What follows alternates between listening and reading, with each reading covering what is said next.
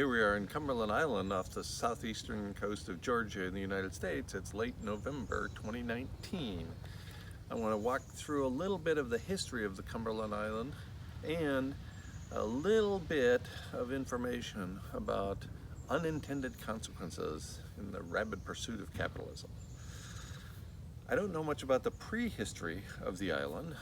Rumor has it that from this island or some of the other barrier islands, the oak trees were harvested for such ships as old Ironsides.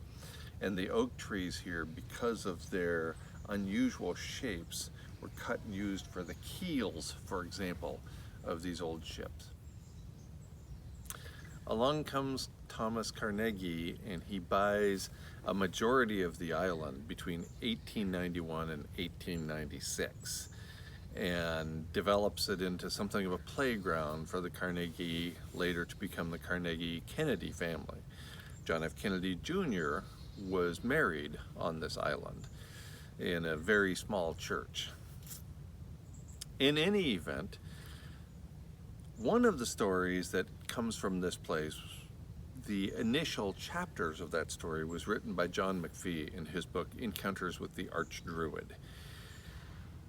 McPhee arranged a meeting between the Archdruid, David Brower, great conservationist in his time, and a few other people to make up the chapters in the book. The chapter called The Island features a conversation between David Brower and Charles Fraser, the man who developed Hilton Head into a monumental golf resort. They're here, the three of them, John McPhee recording the conversation, later writing about it in his book Encounters with the Archdruid, and the conversation is going on about what to do with this beautiful island to maintain its historic character while also being able to turn a buck. All seem to be proceeding nicely, and that's where the story ends in John McPhee's book.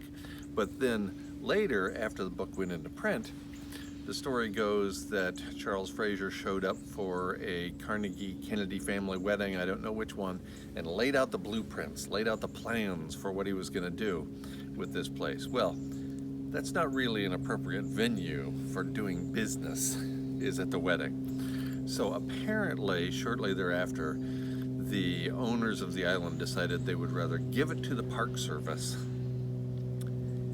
and have them care for it than turn it into a billion-dollar enterprise. And sure enough, with the late October 1972 signature of Richard Milhous Nixon, the vast majority of the island, more than 90% of the property, became Cumberland Island National Seashore, a wilderness, in fact, a designated wilderness area.